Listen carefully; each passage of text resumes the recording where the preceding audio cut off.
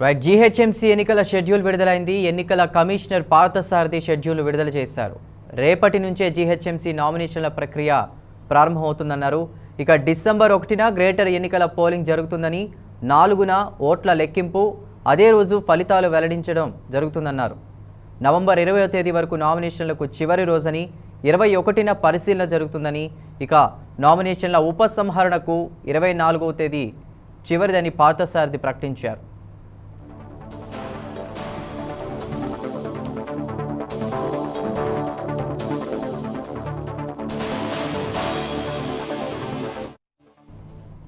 GHMC ఎన్నికలకు దేశవ్యాప్తంగా ప్రాధాన్యత ఉందని ఎన్నికల కమిషనర్ పార్థసారథి వ్యాఖ్యానించారు. చట్ట ప్రకారమే ఎన్నికల నిర్వహణ జరుగుతుందన్నారు. ఇప్పటికే ఎన్నికల కసరత్తు పూర్తి చేసినట్లు ఆయన చెప్పుకొచ్చారు.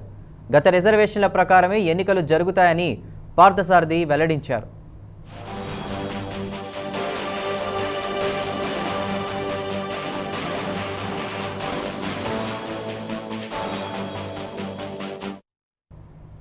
కాగా గ్రేటర్ ఎన్నికల పోరుకు అధికార విపక్షాలు ఇప్పటికే పూర్తి స్థాయిలో సిద్ధమయ్యాయి.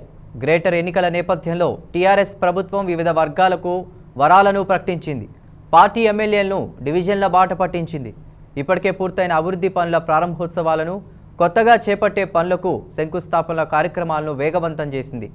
జీహెచ్ఎంసీకి చెందిన టీఆర్ఎస్ ఎమ్మెల్యేలు తమ అసెంబ్లీ నియోజకవర్గం పరిధిలోని అన్ని డివిజన్లను గెలిచి తీరాలనే లక్ష్యాన్ని నిర్దేశించింది.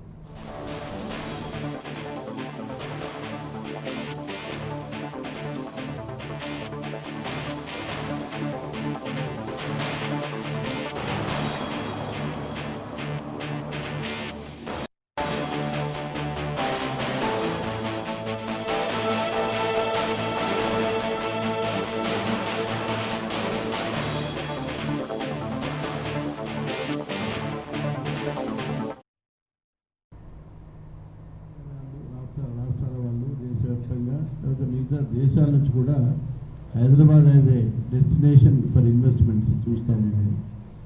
సో హైదరాబాద్ యొక్క ఇమేజ్ అనేది హైదరాబాద్లో జరిగే ఎలక్షన్స్ ద్వారా వచ్చే ఒక లోకల్ బాడీ లేకుంటే సెల్ఫ్ గవర్నమెంట్ ఏదైతే అంటామో దాని క్రెడిబిలిటీని బట్టి ఆధారపడి ఉంటుంది. కాబట్టి జిహెచ్ఎంసీ ఎలక్షన్స్కి చాలా ప్రాధాన్యత ఉందని నేను భావిస్తూ ఉన్నాను. అంటే మనం అందరం హైదరాబాద్లో ఉంటాం, రాష్ట్రంలో మోర్ దెన్ 1/3 హైదరాబాద్ సిటీలో ఉంటారు. కాబట్టి మనకు కావాల్సిన వసతులు, సౌకర్యాలు, రోడ్స్ కానీ, డ్రైనేజ్ కానీ, ఇంకన్నీ వసతులు మనందరికీ చాలా ఇంపార్టెంట్. అట్లాగే హైదరాబాద్లో నివసించాలని దేశవ్యాప్తంగా చాలామంది కోరుకుంటుంది ఇక్కడ వచ్చి నివసించాలని. కాబట్టి జీహెచ్ఎంసీ ఎన్నికల షెడ్యూల్ విడుదలైంది. ఎన్నికల కమిషనర్ పార్థసారథి షెడ్యూల్ను విడుదల చేశారు. రేపటి నుంచే జీహెచ్ఎంసీ నామినేషన్ల ప్రక్రియ ప్రారంభమవుతుందన్నారు.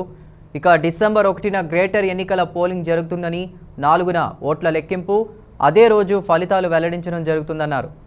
నవంబర్ 20వ తేదీ నామినేషన్లకు చివరి రోజని, 21న పరిశీలన జరుగుతుందని, ఇక నామినేషన్ల ఉపసంహరణకు 24 చివరి తేదీ అని పార్థసారథి ప్రకటించారు.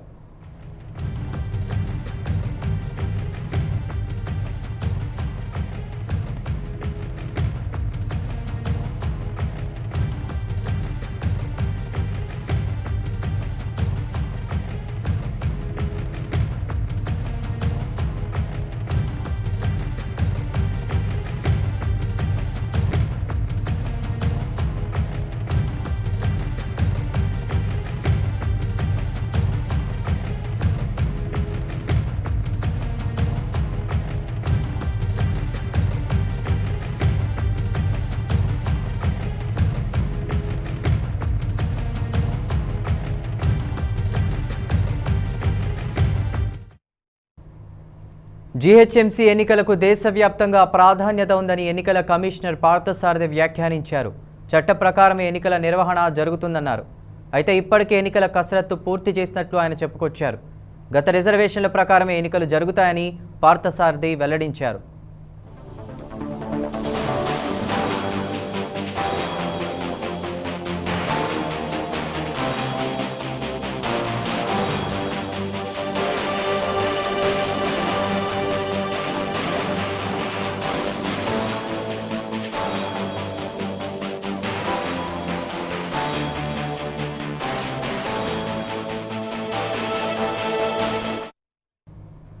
కాగా గ్రేటర్ ఎన్నికల పోరుకు అధికార విపక్షాలు ఇప్పటికే పూర్తి స్థాయిలో సిద్ధమయ్యాయి. గ్రేటర్ ఎన్నికల నేపథ్యంలో టీఆర్ఎస్ ప్రభుత్వం వివిధ వర్గాలకు వరాలను ప్రకటించింది. పార్టీ ఎమ్మెల్యేలను డివిజన్ల బాట పట్టించింది. ఇప్పటికే పూర్తయిన అభివృద్ధి పనుల ప్రారంభోత్సవాలను, కొత్తగా చేపట్టే పనులకు శంకుస్థాపనల కార్యక్రమాలను వేగవంతం చేసింది. జీహెచ్ఎంసీకి చెందిన టీఆర్ఎస్ ఎమ్మెల్యేలు తమ అసెంబ్లీ నియోజకవర్గం పరిధిలోని అన్ని డివిజన్లను గెలిచి తీరాలనే లక్ష్యాన్ని కూడా నిర్దేశించింది.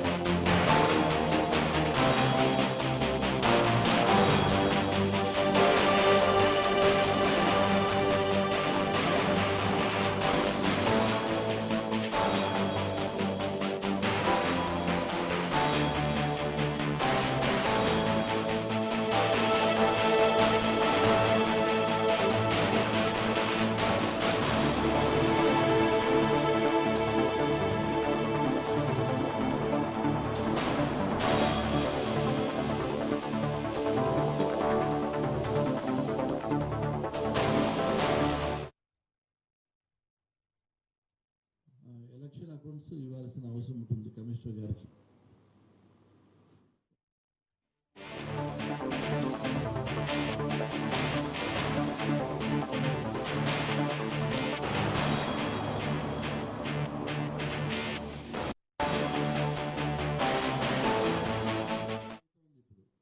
గత పంచాయతీరాజ్ ఎలక్షన్స్ అట్లాగే మున్సిపల్ ఎలక్షన్స్లో ఎవరైతే అకౌంట్స్ సబ్మిట్ చేయలేదో ఈ పద్ధతిని అనుసరించి చాలామంది వందలో వేలు నాకు రోజు ఫైల్ వస్తూనే ఉంటుంది. ఏదో ఒక జిల్లాది, ఏదో ఒక మండలిది, వార్డు మెంబర్స్, సర్పంచెస్, ఇవన్నీ పంచాయతీరాజ్ మున్సిపల్ ఎలక్షన్లో సంబంధించిన మెంబర్స్ ఎవరైతే నాన్ సీరియస్ మెంబర్స్ ఉన్నారో, ఎవరైతే ఎలక్షన్ అకౌంట్స్ సబ్మిట్ చేయడంలో నిర్లక్ష్యం వహిస్తారో వాళ్ళకి ఈ 3 years డిస్క్వాలిఫై చేసే అధికారం స్టేట్ ఎలక్షన్ కమిషన్కి ఉంది. చాలామంది మేము చేస్తూ ఉంటాం. ఇది ఓన్లీ పేపర్ మీద లేదు, పక్కాగా ఇంప్లిమెంట్ అయ్యే ప్రొవిజన్ ఇది. ప్రతి ఒక్క సర్కిల్కి 30 సర్కిల్స్కి 30 ఎక్స్పెండిచర్ అబ్జర్వర్స్ను అపాయింట్ చేశాం. నిన్న మీరు ప్రెస్ నోట్ చూస్తుంటారు. వాళ్ళకి అసిస్టెంట్ ఎక్స్పెండిచర్ అబ్జర్వర్స్ని అపాయింట్ చేశాము. ఆడిట్ శాఖ నుంచి, కోఆపరేటివ్ శాఖ నుంచి మేము ఆఫీసర్స్ తీసుకొని అపాయింట్ చేయడం జరిగింది. అట్లాగే మిగతా అబ్జర్వర్స్ కూడా నేను చెప్తాను. జనరల్ అబ్జర్వర్స్, ఒక్కో జోన్కి ఒక ఐఏఎస్ ఆఫీసర్ జనరల్ అబ్జర్వర్గా ఉంటారు. వారు కూడా ఈ వారి జోన్లో జోనల్ కమిషనర్ ఉంటారు కాబట్టి వారి కోఆర్డినేషన్తో కమిషనర్ తరఫున ఒక లైజన్ ఆఫీసర్ ఇస్తారు లోకల్ నాలెడ్జ్కి. వాళ్ళ సహకారంతో 6 ఐఏఎస్ ఆఫీసర్స్ జనరల్ అబ్జర్వర్గా తిరుగుతూ ఉంటారు. ఎక్స్పెండిచర్ అబ్జర్వర్స్ 30 మంది, ఒక సర్కిల్కి ఒకరు ఉన్నారు వీళ్ళు. అట్లాగే వాళ్ళకు ఒక అసిస్టెంట్ ఎలక్షన్ ఎక్స్పెండిచర్ అబ్జర్వర్.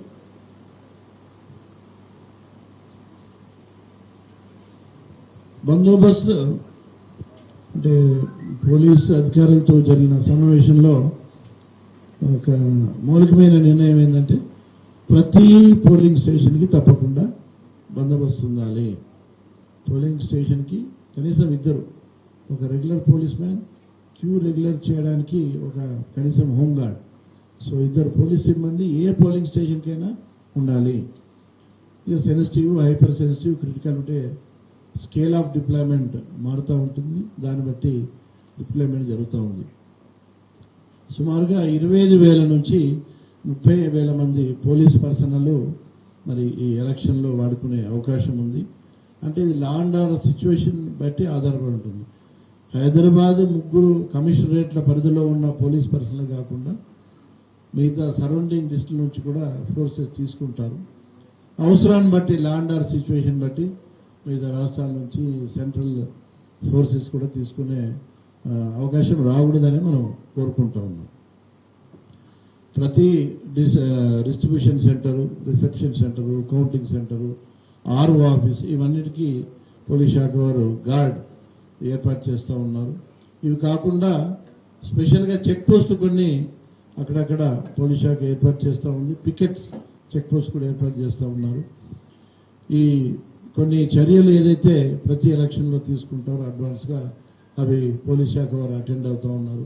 ఎవరైతే రౌడీ షీటర్స్ ఉన్నారో వాళ్ళని బైండ్ ఓవర్ చేయడం, సిఆర్పిసి కింద 24 గంటలు విజిలెన్స్ పెట్టడం, ట్రబుల్స్ మేకర్ మీద ఏదైతే నాన్ బెయిలబుల్ వారెంట్స్ పెండింగ్గా ఉన్నాయో వాటన్నిటిని ఎగ్జిక్యూట్ చేయడము, ఇల్లీగల్ వెపన్స్ ఎక్కడ ఉన్నా వాటిని సీజ్ చేయడము, లైసెన్స్ ఉండి వెపన్ ఉన్నా సరే ప్రికాషనరీ మెజర్గా కూడా వెపన్స్ సీజ్ చేయాలనే ఆలోచన కూడా మన డీజీపీ గారికి ఉంది. అది కూడా చేయడానికి అవకాశం ఉంది. నాది ఇల్లీగల్ వెపన్ కాదు కదా, నాకు లైసెన్స్ ఉంది కదా అని అనడానికి అవకాశం లేదు. ఎలక్షన్ పీరియడ్ కాబట్టి మిస్యూజ్ కాకుండా ఉండడానికి వాటిని ఏంటంటే నియరెస్ట్ పోలీస్ స్టేషన్లో డిపాజిట్ చేయమని చెప్తారు. దాన్ని సీజ్ అనరు, కస్టడీ, పోలీస్ కస్టడీలో టెంపరీగా పోలింగ్ అయ్యేవరకు, కౌంటింగ్ అయ్యేవరకు వాళ్ళని ఈ వెపన్స్ని సంబంధిత పోలీస్ స్టేషన్లో డిపాజిట్ చేయమని చెప్పే అవకాశం ఉంటుంది.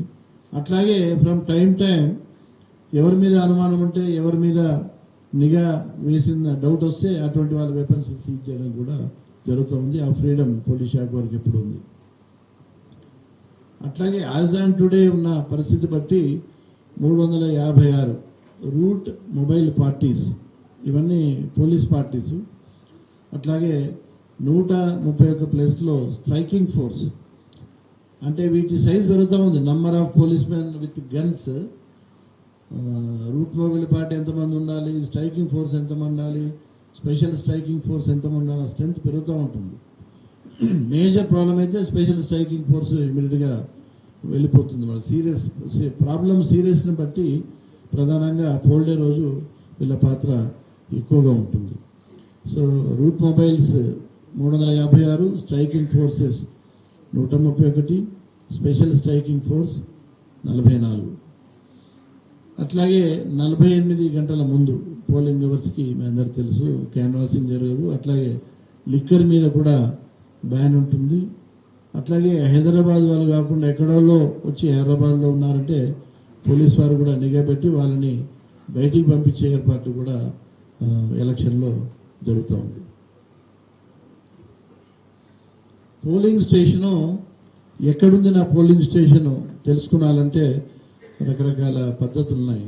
మొట్టమొదటి విషయం ఏంటంటే జిహెచ్ఎంసీ కమిషనర్ గారు వారి సిబ్బంది ద్వారా బిఎల్ఓస్ ఉంటారు, బూత్ లెవెల్ ఆఫీసర్స్. సో వాళ్ళకు కంప్లీట్ అడ్రస్లన్నీ తెలుసుంటాయి కాబట్టి ప్రతి ఓటర్కి ఓటర్ స్లిప్ అందజేస్తారు. అంటే ఓటర్ స్లిప్ నాకు అందితే ఏమవుతుందంటే ఆహా నా పోలింగ్ స్టేషన్ ఇక్కడ ఉంది అని చూసుకునే అవకాశం ఉంటుంది. ఓటింగ్కి పోవడానికి కూడా అవకాశం ఉంటుంది. కాబట్టి డిస్ట్రిబ్యూషన్ ఆఫ్ ఓటర్ స్లిప్ అనేది బాగా ఇన్సిస్ట్ చేస్తూ ఉంది కమిషన్. మీరు కూడా మీడియా ఇది గమనించి ఎక్కడైనా ఓటర్ స్లిప్స్ డిస్ట్రిబ్యూషన్ సరిగ్గా జరగలేదంటే మీరు కూడా కంప్లైంట్ చేయడానికి అవకాశం ఉంటుంది. ప్రతి ఓటర్ కనుక ఓటర్ స్లిప్ అందితే తప్పకుండా వాళ్ళు పోవడానికి ప్రయత్నం చేస్తారు. అంటే నాది టైం వేస్ట్ కాదు, ఈ బిల్డింగే నేను పోతే అక్కడ నా ఓటు ఉందనే ఒక కాన్ఫిడెన్స్ కూడా ఉంటుంది. అట్లాగే మా వెబ్సైట్లో కూడా ఓటర్ స్లిప్ను టీపోల్ సాఫ్ట్వేర్లో ప్రొవిజన్ ఉంది కాబట్టి డౌన్లోడ్ చేసి ప్రింట్ చేసుకునే అవకాశం కూడా ఉంది. మొబైల్ యాప్ కూడా ఉంది, మీ అందరికీ తెలుసు. దాంట్లో కూడా లొకేషన్ తెలుసుకోవచ్చు. మీరు ఓటర్ స్లిప్ ఎవరు ఇవ్వకుండా మామూలుగా జనరల్ ఎలక్షన్స్లో పొలిటికల్ పార్టీస్ కూడా పార్టీ సింబల్ లేకుండా ఓటర్ స్లిప్ ప్రింట్ చేయడానికి ఉండేది మామూలు ఎలక్షన్లో. బట్ ఇప్పుడు అసెంబ్లీ పార్లమెంట్ ఎలక్షన్లో తీసేశారు. కానీ స్టేట్ ఎలక్షన్ కమిషన్ ఉన్న నిబంధనల ప్రకారం పొలిటికల్ పార్టీస్ కూడా పార్టీ సింబల్ లేకుండా ఓటర్ స్లిప్స్ ఓటర్స్కి ఇవ్వడానికి అవకాశం కూడా ఉంది. సో ఇవన్నీ పద్ధతుల ద్వారా ఎక్కడ ఓట్ చేయాలని ఓటర్లు తెలుసుకొని వెళ్ళడానికి అవకాశం ఉంది. ఈ అవేర్నెస్ చాలా ఇంపార్టెంట్ కాబట్టి మీడియా వారు దీని మీద ఫోకస్ చేయవలసిందిగా అటెన్షన్ కోరుతూ ఉన్నాను. 2009 జిహెచ్ఎంసీ ఎలక్షన్లో 42.04 42% మాత్రమే పోల్ పర్సంటేజ్ ఉండింది.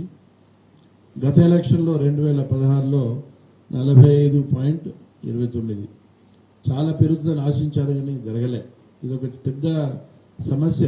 సిటీలో జిహెచ్ఎంసీ ఏరియాలో చాలామంది ఎంప్లాయీస్ కానీ నాన్ ఎంప్లాయీస్ కానీ ఎవరైనా ఓటు వేయడానికి ముందుకు రాకపోవడం చాలా పెద్ద సమస్య. కాబట్టి కమిషన్ సంబంధించి కమిషనరు వారి సిబ్బందికి సంబంధించి ఈ లొకేటింగ్ పోలింగ్ స్టేషన్ కానీ లేకపోతే మిగతా అన్ని efforts print media, electronic media, outdoor media ద్వారా ఇప్పటి చాలా క్యాంపెయిన్స్ జరుగుతాయి.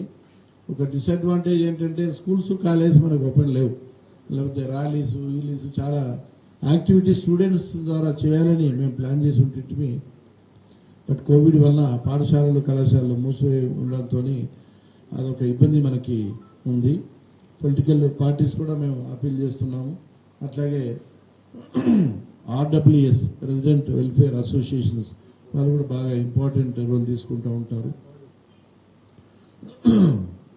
తర్వాత ఎలక్షన్ వాచ్ అని చాలా ఎన్జిఓస్ దాంట్లో సభ్యులుగా ఉన్నారు.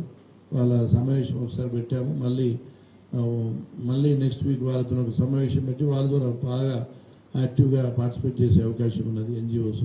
కొంతమంది సెలబ్రిటీ బైట్స్ కూడా తీసుకొని ఈ ఓటింగ్ రైట్ మీద పబ్లిసిటీ అవేర్నెస్ పెంచాలని మేము ప్లాన్ చేస్తూ ఉన్నాము. ఇంతకుముందు చెప్పింది ఓటర్ స్లిప్స్ మన జిహెచ్ఎంసీ మెషినరీ ఇవ్వచ్చని డౌన్లోడ్ చేసుకోవచ్చు యాప్ ద్వారా కూడా. ఏంటి మళ్ళీ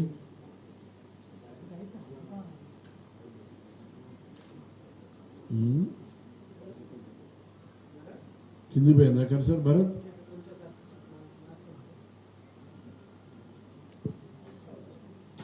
ఓకే,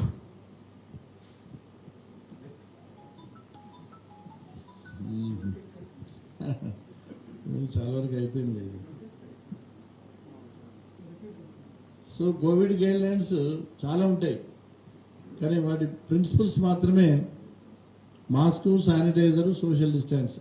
ఈ 3 ప్రిన్సిపల్స్ ఆధారంగానే Covid guide lines election commission of India Bihar election దృష్టిలో పెట్టుకొని ఇవ్వడము, అవి మన దుబాక్ ఎలక్షన్లో కూడా అమలు చేయడము, అదే రీతిలో బ్రాడ్గా అవే ప్రిన్సిపల్స్ దృష్టి పెట్టుకొని జిహెచ్ఎంసీ ఎన్నికలకు కూడా state election commission broad guidelines polling దగ్గర కానీ, కౌంటింగ్ దగ్గర కానీ, క్యాన్వాసింగ్ దగ్గర కానీ, ఈవెన్ నామినేషన్ దగ్గర కూడా మేము రెస్ట్రిక్షన్స్ పెట్టాం. ఎంతమంది నామినేషన్ దగ్గర రావాలి, ఎన్ని వెహికల్స్ రావాలి, ఇవన్నీ రెస్ట్రిక్షన్ చాలా కోవిడ్ గైడ్ లైన్స్ దృష్టిలో పెట్టుకొని పెట్టడం జరిగింది. మొత్తానికి జీహెచ్ఎంసీ ఎన్నికల షెడ్యూల్ విడుదలైంది. ఎన్నికల కమిషనర్ పార్థసారథి షెడ్యూల్ విడుదల చేశారు. రేపటి నుంచే జీహెచ్ఎంసీ నామినేషన్ల ప్రక్రియ ప్రారంభమవుతుందన్నారు. డిసెంబర్ 1న గ్రేటర్ ఎన్నికల పోలింగ్ జరుగుతుందని, 4న ఓట్ల లెక్కింపు, అదే రోజు ఫలితాలు కూడా వెల్లడించడం జరుగుతుందన్నారు. రైట్, దీనిపై మరింత సమాచారం అందించడానికి మా సీనియర్ జర్నలిస్ట్ శ్రీనివాస్ వలేటి లైవ్లో సిద్ధంగా ఉన్నారు. వలేటి, చెప్పండి, దాదాపు ప్రధాన పార్టీలన్నీ కూడా జీహెచ్ఎంసీ ఎలక్షన్స్కి సంబంధించి మెయిన్గా ఫోకస్ చేసినట్టు తెలుస్తోంది. సో పార్టీల వ్యూహాలు ఎలా ఉన్నాయి అసలు? Right, thank you Chandu. ముందుగా చూసుకున్నట్టయితే గ్రేటర్ హైదరాబాద్ మున్సిపల్ కార్పొరేషన్ ఎన్నికల నగారా మోగింది. 1వ తేదీ పోలింగ్, అలాగే 4వ తేదీ కౌంటింగ్. ఉదయం 7 నుంచి సాయంత్రం 6 వరకు ఈ పోలింగ్ కార్యక్రమం ఉంటుంది. అలాగే మొత్తం మీద మేయర్ అభ్యర్థిగా ఈసారి జనరల్ మహిళకు కేటాయించడం జరిగింది. మొత్తం మీద చూస్తుంటే వారం రోజుల వ్యవధి కూడా లేదు. మొత్తం మీద ఈ ప్రచార కార్యక్రమాలు చూసుకున్న ఏదైనా కూడా ఒక వారం రోజుల వ్యవధిలోని నామినేషన్ ఉపసంహరణ గడువు కానీ ఏది చూసుకున్నా కూడా అనుకోని విధంగా ఈసారి 1వ తేదీన పోలింగ్ కార్యక్రమం జరగబోతోంది. ఈరోజు 10:30 గంటలకు ఎస్ఈసి దీనికి సంబంధించిన మ్యాటర్ అంతా చెప్తుందన్న సమయంలోనే చాలామంది వచ్చే నెల చివరిలో ఎప్పుడో పెట్టబోతారు ఎన్నికలు అనుకున్నారు. కానీ ఊహించిన విధంగా మొత్తం ప్రక్రియ అంతా కూడా ఒక 10-15 రోజుల్లో జరిగిపోయేటట్టుగా పెట్టడం ఊహించిన పరిణామం. ఈ నేపథ్యంలో ఆల్రెడీ టీఆర్ఎస్ అధికార పార్టీ ఎన్నికలకు సంబంధించి జీహెచ్ఎంసీ ఎన్నికలకు సంబంధించి ఆల్రెడీ కసరత్తు ఎప్పుడో ప్రారంభించింది. వాళ్ళు రెడీగా కూడా ఉన్నారు. ఇటు కాంగ్రెస్ పార్టీకి సంబంధించి రేవంత్ రెడ్డి ఆల్రెడీ అభ్యర్థుల వేటలో నిమగ్నమయ్యారని మనం నిన్న మొన్న కూడా విన్నాం. దాదాపు అన్ని చోట్ల కూడా కాంగ్రెస్ కూడా తన అభ్యర్థులు నిలబెట్టడానికి రెడీ అవుతుంది. ఇంకా దుబ్బాకి ఇచ్చిన గెలుపుతో జోష్లో ఉన్న బీజేపీ దాదాపు అభ్యర్థుల ఎంపికలో రెడీ అయిపోయింది. బీజేపీ వైపు కూడా ఒక విధంగా చూసుకుంటే టీఆర్ఎస్లో ఈసారి సిట్టింగ్ కార్పొరేటర్లు ఎవరైనా ఉంటారో వాళ్ళు మాకు సీటు రాదనే ఉద్దేశంతో ఆల్రెడీ బీజేపీ లీడర్లతో కూడా టచ్లో ఉన్నట్టు తెలుస్తోంది. ఇటు బీజేపీ లీడర్స్ కూడా టీడీపీ లీడర్స్తో, ఎందుకంటే టీడీపీకి చాలా చోట్ల క్యాడర్ చాలా బలంగా ఉంది, అది ఎవరు కాదనలేని నిజం. ఎందుకంటే ఇటు కూకటపల్లి నుంచి వనస్థలిపురం వరకు తీసుకున్నా కూడా చాలా చోట్ల టీడీపీకి క్యాడర్ అదే విధంగా ఉంది. సో ఆ క్యాడర్ని మన వైపుకి లాక్కోవాలి. సో టీడీపీతో పొత్తు పెట్టుకుందామా లేదా అనే ఆలోచనలో బీజేపీ ఉంది. ఆల్రెడీ బీజేపీ జనసేన కలిసి ఈసారి జీహెచ్ఎంసీ ఎన్నికల్లో పోటీ చేయబోతున్నాయి అనే ఒక విషయం కూడా అందరికీ తెలిసింది. ఈ నేపథ్యంలో మరి టీడీపీతో బీజేపీ ఏ విధంగా పొత్తు పెట్టుకుంటుంది, లోపాయకార ఒప్పందం లేక ఏ విధంగా జరుగుతుందో తెలియదు. అటు కోదండరాం వంటి మహా నేతలు కూడా బీజేపీకి సపోర్ట్ చేస్తారా లేక ఈసారి మహాకూటమికి లాగా ఎవరికి సపోర్ట్ చేస్తారనే సందిగ్ధంలో. మొత్తం మీద చూస్తుంటే ఈసారి జీహెచ్ఎంసీ ఎన్నికలు, దుబ్బాక ఎన్నికలు మనకి ఎంత క్రేజ్, ఎంత టెన్షన్ మిగిల్చాయో ఈసారి జీహెచ్ఎంసీ ఎన్నికలు కూడా అదే విధంగా ఒక విధంగా చూస్తుంటే ఉత్సుకత నిలపబోతున్నాయి. ఎందుకంటే ఇది ఇప్పుడు దుబ్బాక వరకే అనుకున్నారు, కానీ ఈసారి జీహెచ్ఎంసీలో ఎవరు పాగా వేస్తారో వాళ్ళే కింగ్ అనే విధంగా ఈసారి ఎన్నికలు జరగబోతున్నాయి. చందు, శ్రీనివాస్, అంటే మజ్లిస్కి సంబంధించి ఇన్ఛార్జీలు ఎవరు కూడా బలంగా ఉన్న ప్లేసెస్లో లేరన్నట్టు తెలుస్తుంది. మరి బీజేపీ, టీఆర్ఎస్ అండ్ మజ్లిస్ టార్గెట్గా యాక్షన్ ప్లాన్ ఉండబోతుందా బీజేపీకి సంబంధించి? చందు, ఒక విధంగా చూస్తుంటే బీజేపీ టార్గెట్ ఏంటంటే టీఆర్ఎస్ మజ్లిస్ పార్టీనే టార్గెట్గా బీజేపీ ముందుకు సాగుతోంది. మజ్లిస్ విషయాన్ని చూస్తుంటే మనం వాళ్ళ పాత బస్తీ ఏరియాకి సంబంధించి 7 ఎమ్మెల్యేలు కానీ అక్కడున్న కార్పొరేటర్లు కానీ అవి సిట్టింగ్ అని చెప్పుకోవచ్చు. ఎందుకంటే ఆ ప్రాంతంలో వాళ్ళు తప్ప మరెవరూ గెలవరు, అది తెలిసిన విషయమే. ఇప్పుడు బీజేపీ కూడా మొన్నటి రోజు దుబ్బాక ఎన్నికలు అయిపోయిన తర్వాత ప్రగతి భవన్లో కేసీఆర్ అండ్ మజ్లిస్ ముఖ్య నేత అసదుద్దీన్ ఓవైసీ మీట్ కావడం తర్వాత వెంటనే బండి సంజయ్ ఒక కామెంట్ చేయడం కూడా జరిగింది. రేపటి జీహెచ్ఎంసీ ఎన్నికలకు సంబంధించి వీళ్ళు ప్రిపేర్ అయిపోయారు, రేపో మాపో దీనికి సంబంధించిన నోటిఫికేషన్ వస్తుంది కూడా చూడండి అంటూ ఒక చిన్న కామెంట్ కూడా చేయడం జరిగింది. ఆ నేపథ్యంలోనే మనం ఈరోజు చూస్తున్న ఎస్సీసీ రావటం 1వ తేదీ పోలింగ్ అని చెప్పడం జరుగుతుంది. ఈ నేపథ్యంలో ఏంటంటే టీఆర్ఎస్ మజ్లిస్ కలిసి కథంతా నడిపిస్తున్నాయి. కాబట్టి మా ముందు మెయిన్ టార్గెట్ వచ్చేసి టీఆర్ఎస్ మజ్లిసే. వీళ్ళని అడ్డుకోవటానికి హైదరాబాద్లో వీళ్ళని అడ్డుకోవటానికే మేము ముందుకెళ్తాం. ఎటువంటి పరిస్థితులైనా బీజేపీ కాషాయ జెండా నాటడానికి రెడీ అవుతుందంటూ బండి సంజయ్ పదే చెప్పడం. ఇప్పుడు ముఖ్య నేతలు అంటే దుబ్బాకలో ఏ విధంగా పనిచేశారు, కిషన్ రెడ్డి అయితే బండి సంజయ్, అరుణ, ప్రతి ఒక్కరు అక్కడికి వెళ్ళి పనిచేయటం జరిగింది. ప్రతి ఒక్కరు రఘునందన్ ఎన్ని ఇబ్బందులు పెట్టినా కూడా అక్కడ గెలవాలన్న ఉద్దేశంతో ఏ విధంగా కలిసిమెలిసి పనిచేశారో ఇప్పుడు అదే విధంగా కలిసిమెలిసి పనిచేయడానికి జీహెచ్ఎంసీ ఎన్నికల్లో బాగా కృషి చేస్తున్నారని చెప్పవచ్చు. మొత్తం మీద 1వ తేదీ జరగబోయే జీహెచ్ఎంసీ ఎన్నికల పోలింగ్కి సంబంధించి ప్రతి పార్టీ కసరత్తు మొదలుపెట్టేసాయి. వాళ్ళకి ఇప్పుడు ఈ ప్రతి క్షణం కూడా వాళ్ళకి చాలా విలువైంది. ఎందుకంటే వారం రోజుల వ్యవధిలోనే ప్రచారం చేసుకోవాలి, మొత్తం 14 రోజుల్లోనే ఈ కార్యక్రమం కంప్లీట్ కాబోతుంది. కాబట్టి ప్రతి ఒక్కరు కూడా దానిపై దృష్టి పెట్టారు, ఎవరికి వారు వాళ్ళ పనుల్లో నిమగ్నమయ్యారు. చందు, శ్రీనివాస్, అంటే జీహెచ్ఎంసీ ఎలక్షన్స్కి సంబంధించి జనసేన పార్టీ కూడా ఎక్కువ ఫోకస్ చేసినట్టు తెలుస్తోంది. ఇప్పటికే దానికి సంబంధించి వ్యూహాలు కూడా అమలు చేసినట్టు తెలుస్తోంది. అయితే దీనికి సంబంధించి బీజేపీ, టీడీపీ సహాయం కోరే అవకాశం ఉందా, లేదా పొత్తు పెట్టుకునే అవకాశం ఉందా, లేదా జనసేనతో మిగిలే అవకాశం ఉందా? రైట్, మీరు చెప్పింది కరెక్ట్ వచ్చింది. ఇంతకుముందు మనం అనుకున్నట్టుగా జనసేన, బీజేపీ దాదాపు ఆంధ్రప్రదేశ్లో మనం చూసాం కలిసి పోరాడుతున్నాయి అక్కడ ఉన్న అధికార పార్టీ మీద. అదే నేపథ్యంలో వాళ్ళు చేసిన ప్రకటన కూడా ఏంటంటే ఇక్కడ జీహెచ్ఎంసీ ఎన్నికల్లో కూడా జనసేన, బీజేపీ కలిసి పనిచేస్తాయని కొంతమంది నేతలు చెప్పడం జరిగింది. కానీ అధికారికంగా ఎక్కడ ప్రకటన చేసినట్టు కనపడలేదు. కానీ ఇంతకుముందు పవన్ కళ్యాణ్ బండి సంజయ్ ఫామ్ హౌస్లో కానీ ఆయన ఇంటి దగ్గర కలిసినప్పుడు కూడా మునుముందు బీజేపీ, జనసేన కలిసి పనిచేస్తాయి, అది 2 తెలుగు రాష్ట్రాల్లో ఒకే విధంగా ముందుకు కలిసి వెళ్తామని ఆయన చెప్పడం జరిగింది. కానీ ఇప్పుడు ఈరోజు సాయంత్రం లోపల ఒక ప్రకటన వస్తుందేమో. ఎక్కడైనా సీట్లు ఆల్రెడీ కొన్ని సీట్లలో జనసేన నేతలు పోటీ చేయడానికి రెడీ అయిపోయారు. కొన్ని ఏరియాల్లో వాళ్ళ కమిటీలు కూడా ఏర్పాటు చేసుకోవడం జరిగింది, వాళ్ళ క్యాండిడేట్స్ని కూడా ప్రకటించుకోవడం జరిగింది. ఈ నేపథ్యంలో జనసేన ఎన్ని సీట్లకు పోటీ చేయబోతుంది, బీజేపీ ఎన్ని సీట్లకు పోటీ చేయబోతుంది, ఒకవేళ మధ్యలో టీడీపీతో వీళ్ళు కానీ పొత్తు పెట్టుకుంటే టీడీపీకి ఎన్ని సీట్లు ఇవ్వబోతున్నారు. లాస్ట్ టైం అసెంబ్లీ ఎన్నికలప్పుడు మహాకూటమి ఏ విధంగా వచ్చింది, ఇప్పుడు జీహెచ్ఎంసీ ఎన్నికలకు సంబంధించి వీళ్ళు ముగ్గురు కలిసి ఒక మహాకూటమిగా ఏర్పడతారా, దీనంతటికీ సాయంత్రం ఒక క్లారిటీ వచ్చే అవకాశం కనిపిస్తుంది. చందు, మొత్తం మీద చూస్తుంటే టీడీపీని తప్పకుండా కలుపుకుపోయే పరిస్థితి ఇక్కడ కనిపిస్తుంది. ఎందుకంటే టీడీపీకి ఉన్న క్యాడర్ కానీ, టీడీపీకి ఉన్న బలం కానీ, టీడీపీకి ఇంకా ఉన్న కథన చాలా ఓట్లు ఉన్నాయి. చందు, చెప్పుకుంటే హైదరాబాద్, సికింద్రాబాద్ నగరంలో చూస్తుంటే చాలామంది టీడీపీకి ఫేవరెట్గా ఓట్లు వేసేవాళ్ళు ఈ రోజుకు ఉన్నారు. సో ఆ ఓట్లు ఎటు పోనివ్వకుండా దాదాపు వాళ్ళల్లో కూడా చాలామంది బీజేపీకి అనుకూలంగానే ఉన్నారు. బీజేపీ ఓటేయడానికే చాలామంది ఇష్టపడుతున్నారని చాలా సర్వేలు కూడా చెప్తున్నాయి. ఈ నేపథ్యంలో బీజేపీ నేతలు టీడీపీని కలుపుకోవడానికే సిద్ధంగా ఉన్నారు. చందు, శ్రీనివాస్, అంటే కాంగ్రెస్ యాక్షన్ ప్లాన్ ఎలా ఉండబోతుంది? అంటే రీసెంట్గా చూసిన దుబ్బాక బైపోల్ చూసుకున్నా కూడా 3వ స్థానంలో డిపాజిట్లు కూడా లేని పరిస్థితి. So present Congress action plan జీహెచ్ఎంసీకి సంబంధించి ఎలా ఉండబోతుంది? రైట్, మీరు కరెక్ట్గా అడిగారు చందు. కాంగ్రెస్ పరిస్థితి చూస్తుంటే దుబ్బాక తర్వాత జీహెచ్ఎంసీ ఎన్నికలు తప్పకుండా వస్తాయన్న మూమెంట్లో అక్కడ ఉన్న నాయకులంతా ఏకతాటిపైకి వచ్చి కలిసి పనిచేస్తారని చూసాం. కానీ అక్కడ ఒక రేవంత్ రెడ్డి స్క్రీన్ మీద కనిపిస్తున్నారు. విహెచ్ లాంటి నాయకులు కూడా మేము ఓడిపోయే నేతకు లేకపోతే పార్టీ మారినోడికి సీట్ ఇచ్చి మేము తప్పు చేసామంటూ ఓడిపోయిన తర్వాత అంతర్మదనం చేసుకోవటం, ఏదో మాట్లాడటం జరుగుతుంది. కార్యకర్తల్లో కూడా చాలా అయోమయం నెలకొంది. ఏమైపోతుంది కాంగ్రెస్ పరిస్థితి ఏంటి? ప్రతి చోట ప్రతి ఎన్నికల్లో ఓడిపోతున్నాం, థర్డ్ ప్లేస్కి వెళ్తున్నాం, అటువైపు బీజేపీ పుంజుకుంటోంది.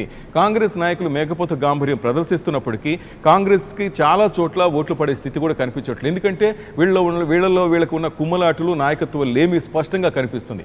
ఇప్పటికైనా రేవంత్ రెడ్డి లాంటి నాయకుడిని ముందు పెట్టుకుని జీహెచ్ఎంసీలకు ముందుకెళ్లాలని చెప్పి కొంతమంది కార్యకర్తలు కోరుతున్నారు. కొంతమంది లోపల గాంధీ భవన్లో ఉన్న నాయకులు కూడా కోరుతున్నారు. ఈ సమయంలోనన్నా కనీసం మనం కొన్ని కార్పొరేట్లన్నా మనం గెలిపించుకోలేకపోతే పొరుగు పోతుంది, హైదరాబాద్లో తలెత్తుకోలేమనే సందిగ్ధంలో కూడా ఉన్నారు. మరి ఇప్పుడు వాళ్ళ పరిస్థితి ఏంటో అర్థం కావట్లేదు.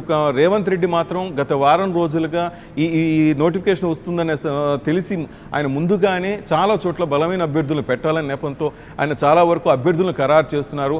అభ్యర్థులను ఆయన ఎంపిక చేసే ప్రక్రియ కూడా కొనసాగుతున్నట్టు తెలుస్తోంది. చందు, శ్రీనివాస్, ఫైనల్గా అంటే గ్రేటర్ ఎలక్షన్స్పై బీజేపీ మెయిన్గా ఫోకస్ చేసినట్టు తెలుస్తుంది. దానికి సంబంధించి అమిత్ షా సన్నిహితుడిని కూడా రంగంలోకి దించినట్టు తెలుస్తుంది. దీనికి సంబంధించిన అప్డేట్స్? ఎస్, అమిత్ షాకి సంబంధించిన యాదవ్ గారికి భూపేంద్ర యాదవ్ నేమ్ అతన్ని పెట్టడం జరిగింది. కానీ మెయిన్ ఇక్కడ బీజేపీకి కలిసి వచ్చే చాలా అంశాలు ఉన్నాయి. చందు, ఏంటంటే ఈ వరద బాధితులకు సహాయం చేసే విషయంలో కానీ డబుల్ బెడ్రూమ్ ఇళ్ల విషయంలో కూడా టీఆర్ఎస్కి చాలా మైనస్ పాయింట్లు ఉన్నాయి. సిటీలో మొన్న వచ్చిన వర్షాల దెబ్బకి చాలా ఏరియాల్లో వరద వచ్చి చాలామంది బాధితులు మనం చూసాం. వాళ్ళకి ఇప్పటికీ హెల్ప్ చేయలేదు. 500 కోట్లు 1000 కోట్లు మేము ఇచ్చామని చెప్తున్నా. చాలా వరకు అది టీఆర్ఎస్ కార్యకర్తలే తీసుకున్నారనేది అది జగమెరిగిన సత్యం. ప్రతి ఒక్కరు అదే మాట్లాడారు. కొన్ని ఏరియాల్లో మనం చూడొచ్చు, ఇప్పుడు ప్రజలు అంటున్నారు రేపు మేయర్ కానీ కేటీఆర్ కానీ ఎవరైనా వస్తే చాలా అసభ్య పదజాలంతో కూడా దూషించడం జరిగింది. అట్లాగే డబుల్ బెడ్రూమ్ ఇళ్ళు కూడా కొన్ని ఏరియాల్లో ఇస్తామని చెప్పి ఇంకా మభ్య పెట్టడం లేకపోతే ఇవ్వలేకపోవడం జరిగింది. కొన్ని చోట్ల అయితే మనం కొండమల్లేపల్లి కొన్ని ఏరియాల్లో అంటే హైదరాబాద్ బయట ఏరియాలో చూస్తే వీళ్ళు ఇచ్చేది లేదు వచ్చేది అంటూ కొంతమంది డైరెక్ట్గా వెళ్ళిపోయి ఆయనలో గృహప్రవేశం చేయడం కూడా జరిగింది. ఈ నేపథ్యంలో హైదరాబాద్లో తలసాని శ్రీనివాస్ యాదవ్ కానీ, హరీష్ రావు కానీ, కేటీఆర్ కానీ ఎవరిని మాట్లాడినా ప్రజల్లో మాత్రం కొంత అసంతృప్తి ఉంది. ఆ అసంతృప్తిని క్యాష్ చేసుకునే పనిలో బీజేపీ నేతలు ఉన్నారు. చందు, దుబాకలో కూడా సేమ్ స్ట్రాటజీ ఉపయోగించారు బీజేపీ నేతలు. ఇప్పుడు అదేవిధంగా హైదరాబాద్లో కూడా టీఆర్ఎస్ పాలనలో ఉన్న లోపాలను వీళ్ళు చూపెట్టబోతున్నారు. ఎందుకంటే మొత్తం మీద ఆ వరద తర్వాత హైదరాబాద్ మొత్తం అస్తవ్యస్తం అయిపోయింది. మూసినది పొంగిపోవటం కానీ, ఆ చుట్టుపక్కల ప్రభావిత ప్రాంతాల్లో అంతా ప్రజలు రోడ్డు పడటం కానీ, తిండి లేక అల్లాడిపోవటం వల్ల విశ్వనగరం చేస్తున్నారు. విశ్వనగరం సంగతి దేవుడు ఎరుగు. కనీసం వీధికి ఒక ట్యూబ్ లైట్ లేదు, వీధికి ఒక టాయిలెట్ లేదు అంటూ చాలా కామెంట్లు బీజేపీ డైరెక్ట్గా అటాక్ చేయడం జరిగింది. మాకు ఒక్కసారి హైదరాబాద్కి సంబంధించి అధికారం ఇవ్వండి, జీహెచ్ఎంసీ మేయర్గా బీజేపీని మా అభ్యర్థిని నిల్చోబెట్టండి, మేము హైదరాబాద్ని ఏ విధంగా చేసి చూపిస్తాం చూడండి అంటూ బండి సంజయ్ లాంటి నేతలు చెప్పడం, అటు కిషన్ రెడ్డి లాంటి కేంద్ర మంత్రి ప్రతి ఒక్కరు కూడా హామీలు ఇట్టడం చూస్తుంటే బీజేపీ దూసుకుపోతుందని చెప్పవచ్చు. Chandu, right Srinivas, thank you.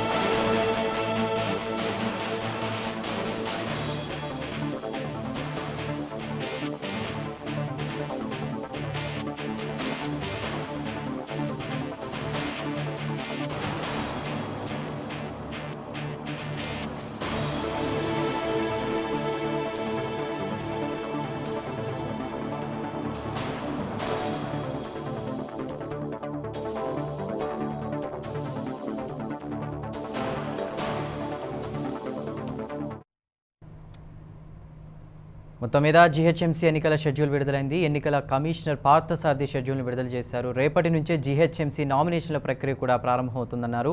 December 1న greater ఎన్నికల పోలింగ్ జరుగుతుందని, 4న ఓట్ల లెక్కింపు, అదే రోజు ఫలితాలు వెల్లడించడం జరుగుతుందన్నారు. రైట్, దీనిపై మరింత సమాచారం అందించడానికి మా ప్రతినిధి రమణ లైవ్లో సిద్ధంగా ఉన్నారు. రమణ, చెప్పండి. సో మొత్తం మీద జీహెచ్ఎంసీ ఎన్నికలకు సంబంధించి ప్రధాన పార్టీలన్నీ కూడా మెయిన్గా ఫోకస్ చేశాయి. పార్టీల పరంగా చూసుకునే యాక్షన్ ప్లాన్స్ ఎలా ఉన్నాయి? గ్రేటర్ హైదరాబాద్ ఎన్నికల నగారా మోగింది. ఎప్పుడెప్పుడు అంటే కొద్ది రోజులుగా తీవ్ర ఉత్కంఠ చోటు చేసుకుంది. ఎప్పుడు ఎన్నికలు నిర్వహిస్తారు, ఇంకా సమయం ఉంది, ఎప్పుడు చేస్తారు అనేది కూడా కొంత తేలిని పరిస్థితి. ఈ సందిగ్ధ పరిస్థితుల్లో ఇవాళ స్టేట్ ఎన్నికల కమిషన్ ఆకస్మికంగా ఎన్నికల నోటిఫికేషన్ విడుదల చేసింది. కేవలం తక్కువ వ్యవధిలోనే ఎన్నికల ప్రక్రియను ముగించేలా కూడా డేట్ అనౌన్స్ చేసింది. రేపటి నుండి నామినేషన్ల ప్రక్రియ స్వీకరిస్తారు. ఈ నెల 20వ తేదీ వరకు నామినేషన్ల ప్రక్రియ ఉంటుంది. 21న స్క్రూటినీ నిర్వహిస్తారు. 22వ తేదీన విత్ డ్రాస్ ఉంటాయి. 22 నుంచి కేవలం 30వ తేదీ వరకు అంటే 1వ తేదీన పోలింగ్ ఉంటుంది, 4వ తేదీన కౌంటింగ్ ఉంటుంది. కేవలం 6 రోజుల్లో మాత్రమే ప్రచారం చేసుకునేందుకు వీలుగా ఎన్నికల నోటిఫికేషన్ విడుదల చేశారు. ఇతర పార్టీలు సర్దుకోక ముందే పనిలో పనిగా తమకున్న నెట్వర్క్ ద్వారా ఎన్నికల ప్రక్రియను పూర్తి చేసి అత్యధిక స్థానాలు గెలుచుకోవాలనే ఒక టిఆర్ఎస్ స్కెచ్ లో భాగంగానే తొందరగా నోటిఫికేషన్ విడుదల చేసినట్లుగా అర్థమవుతుంది. అయితే దుబ్బాక ఎన్నిక ఫలితాల తర్వాత కొంత టిఆర్ఎస్ లో నైరాశ్యం నెలకొంది, సైలెంట్ అయిపోయారు పార్టీ శ్రేణులంతా కూడా. అయితే ఇంకా కూడా గడువు పెరిగితే గనక ఇది తమకు ఇబ్బంది తలెత్తుతుందని అధికార పార్టీ భావించినట్టుగా స్పష్టం అవుతుంది. సో పట్టణ ఓటర్లు ఇదంతా కూడా పూర్తిగా పట్టణీకరణతో కూడుకున్న ప్రాంతం కావడంతో కొంత బీజేపీకి ఫెచ్చింగ్, బీజేపీ ఓట్లు అర్బన్ లో ఎక్కువగా ఉంటాయనే ఒక భావన కూడా ఉంది. ఆ క్రమంలో హైదరాబాద్ లో బలపడడానికి అవకాశం ఇవ్వకుండా దుబ్బాక జోష్ అక్కడ పరిస్థితి పునరావృతం కాకుండా చూడాలని టీఆర్ఎస్ చూసినట్టు. అయితే టీఆర్ఎస్ ఇప్పటికే ఒక మంత్రులతో అందరినీ కూడా ప్రతి నియోజకవర్గాల వారీగా కేటాయించింది. మంత్రులు ఇప్పటికే ఎమ్మెల్యేలతో కోఆర్డినేట్ చేసుకోవడంతో పాటుగా కూడా తమ పరిధిలో ఉన్నటువంటి కార్పొరేటర్ల ఎంపికకు సంబంధించి సన్నాహాలు చేస్తున్నారు. సమావేశాలు ఏర్పాటు చేసి పార్టీ కేడర్ అంతా కూడా అక్కడికి మోహరించేందుకు ఏర్పాటు చేస్తున్నారు. మరోవైపు బీజేపీ కూడా 23 మందితో కమిటీ వేసింది. అంతేకాకుండా భూపేందర్ యాదవ్ ను బీహార్ ఇన్ఛార్జ్ గా ఉన్నటువంటి భూపేందర్ యాదవ్ ను కూడా ఈ జిహెచ్ఎంసీ ఎన్నికలకు ఇన్ఛార్జ్ గా నియమించింది. అంటే బీహార్ ఎన్నికలు నిర్వహించినటువంటి పర్యవేక్షించినటువంటి భూపేందర్ యాదవ్ ను హైదరాబాద్ కేసినామంటే తెలంగాణలో మీద పట్టు సాధించేందుకు బీజేపీ ఎంతగా దృష్టి కేంద్రీకరించిందో ఈ నియామకాలను బట్టి అర్థమవుతుంది. అంటే బీజేపీ కూడా ముందస్తుగానే ఎలాగూ టీఆర్ఎస్ ను గట్టిగా ఎదుర్కొనాలనే ఒక వ్యూహంతోనే ముందస్తుగా పావులు కదుపుతూ వస్తుంది. మొత్తానికి కాంగ్రెస్ మాత్రం ఇంకా సైలెంట్ పరిస్థితే ఉంది. కాంగ్రెస్ ఇంకేం చేస్తుంది అనేది ఇప్పటి వరకు అయితే ఏం తెలియని పరిస్థితి ఉంది. మొత్తానికి ప్రస్తుతం బీజేపీ టీఆర్ఎస్ మధ్య హోరాహోరీ వాతావరణం అయితే కనబడుతుంది. ఎన్నికల ఫలితాలు అంటే జంపింగ్లు, ఎవరెవరు ఎటెళ్తారు, అసంతృప్తులు, వరద బాధితులకు సంబంధించిన సమస్యలు, ప్రచారానికి కేవలం 6 రోజుల గడువు మాత్రమే ఉండడంతో ఎలా వర్కౌట్ ఉంది, ఏ పార్టీకి ఏ మేరకు లాభిస్తుంది అనేది మాత్రం కొంత నామినేషన్ల ప్రక్రియ అంటే విత్ డ్రాస్ ముగిసిన తర్వాత కానీ ప్రచార పర్వం మొదలైతే దాని ట్రెండ్స్ మాత్రం పరిస్థితి ఎలా ఉంటుంది అనేది తెలిసే అవకాశం ఉంటుంది. జీహెచ్ఎంసీ ఎన్నికలకు దేశవ్యాప్తంగా ప్రాధాన్యత ఉందని ఎన్నికల కమిషనర్ పార్థసారథి సైతం వ్యాఖ్యానించారు. మరి ఈ నేపథ్యంలో బీజేపీకి సంబంధించి అమిత్ షా సన్నిహితుడు కూడా దీనిలో లీడ్ తీసుకుంటున్నారు. సో మొత్తం మీద అంటే టీఆర్ఎస్ ఈ నేపథ్యంలో ప్రచారం మొదలు పెడితే ఎటువంటి వరాలు కురిపించే అవకాశం ఉంది టీఆర్ఎస్ పార్టీ పరంగా? వాస్తవానికి తెలంగాణలో అతి కీలకమైన ఎన్నికలు జిహెచ్ఎంసీ. తెలంగాణ హైదరాబాద్ లో 74 లక్షల ఓటర్లు ఉన్నారు. ఇక్కడ 1 కోటి పైగా జనాభా ఉంది.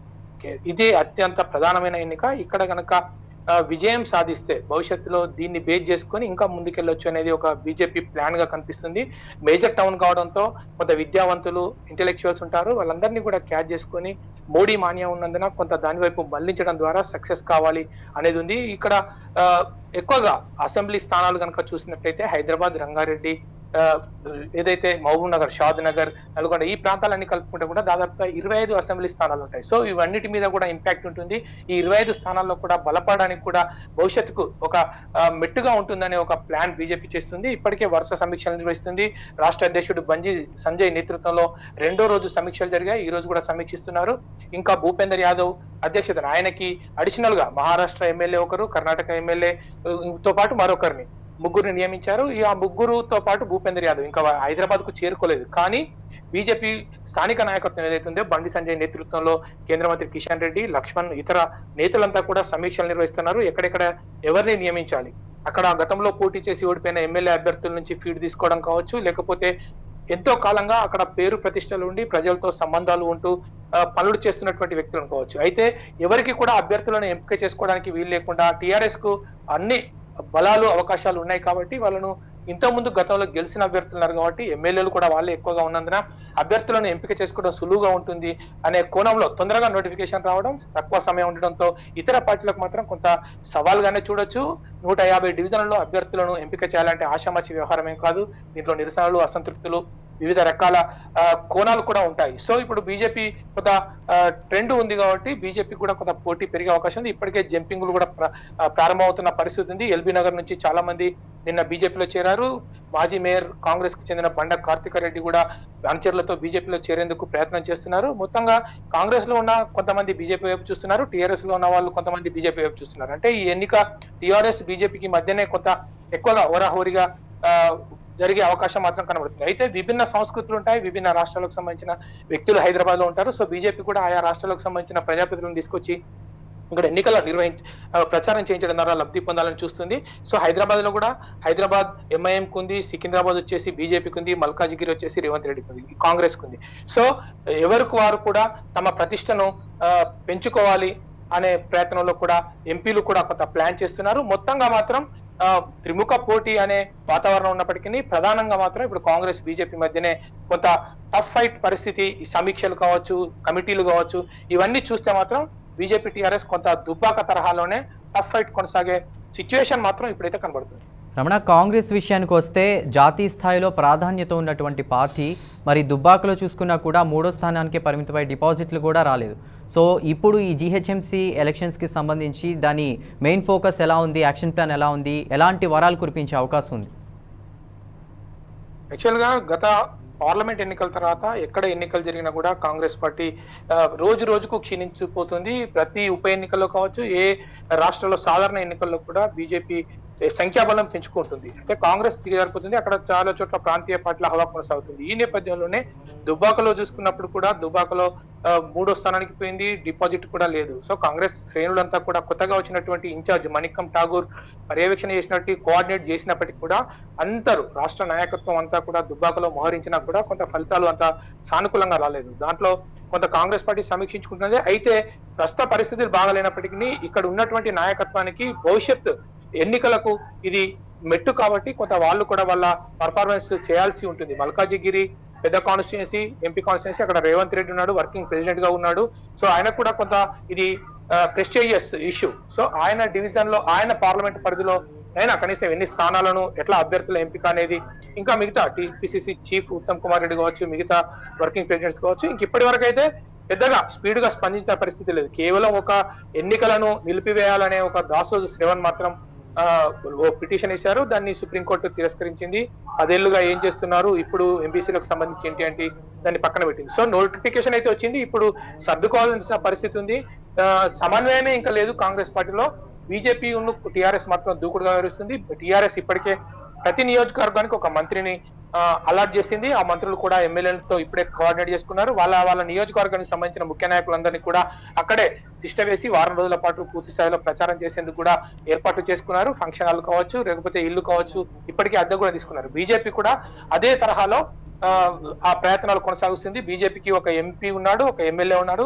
సో వాళ్ళకు కూడా బలగం ఎక్కడా కూడా తీసిపోలేదు. సో ప్రతి డివిజన్ లో కార్యకర్తలు ఉన్నారు. కొంత బీజేపీకి అర్బన్ లో, హైదరాబాద్ లో పట్టు ఉంది. సో దాన్ని ఇంకా పెంచుకోవాలి, అధిక స్థానాలు గెలుచుకోవాలనే ఒక ప్రయత్నంలో ఉన్నారు. కాంగ్రెస్ మాత్రం కొంత స్తబ్దంగానే ఉంది. ఇతర పార్టీల పరిస్థితి మాత్రం పెద్దగా చెప్పుకోవాల్సిన పరిస్థితి అయితే ఏం లేదు. Right Ramana, thank you.